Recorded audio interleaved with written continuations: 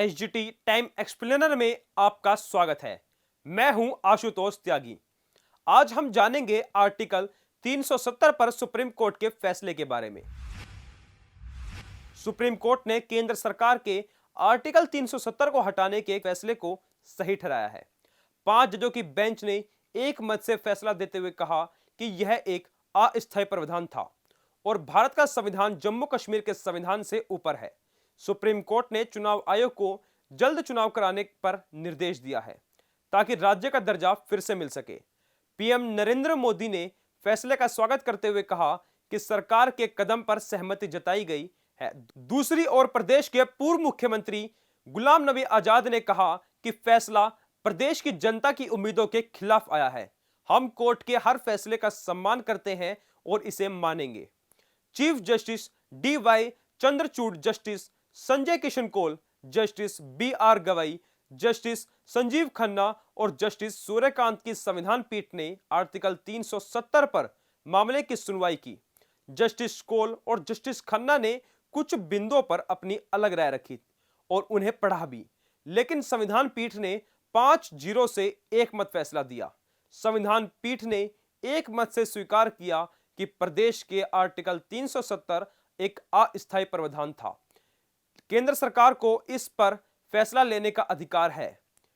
Chief justice ने अपने फैसले में कहा कि भारत में जम्मू कश्मीर का विलय होने के बाद उसकी संप्रभुता खत्म हो गई थी। उन्होंने राज्य में राष्ट्रपति शासन को चुनौती देने को अवैध करार देते हुए कहा कि यह राष्ट्रपति की शक्ति के दायरों में निहित फैसला था। संसद के पास राज्य में शासन चलाने का अधिकार है और वह कानून भी बना सकता है। आर्टिकल 370 एक अस्थायी व्यवस्था थी और केंद्र सरकार का इसे खत्म करने का फैसला सही है। जस्टिस कौल भी फैसला सुनाने वाले जजों में शामिल थे। मूल रूप से कश्मीर के रहने वाले जस्टिस कौल भी फैसला सुनाते हुए भावुक भी नजर आए। उन्होंने कहा कि राज्य के लोगों को शिक्षा और रोजगार के अवसरों के लिए अपनी मिट्टी छोड़कर जाना पड़ा।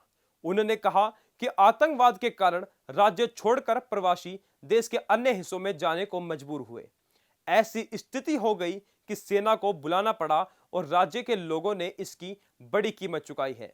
अब वक्त है कि उन जख्मों को भरा जाए। उन्होंने यह भी कहा कि आर्टिकल 370 को हटाने का केंद्र का फैसला बिल्कुल सही था।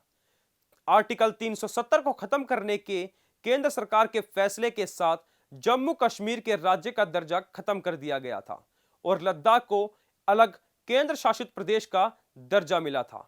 चीफ जस्टिस ने कहा कि लद्दाख को अलग केंद्र शासित प्रदेश का दर्जा मिला रहेगा। उन्होंने सॉलिसिटर जनरल के तर्क का हवाला देते हुए कहा कि उन्होंने अपनी दलील के दौरान कहा था कि जम्मू कश्मीर को अलग ही राज्य का दर्जा फिर से दिया जाए।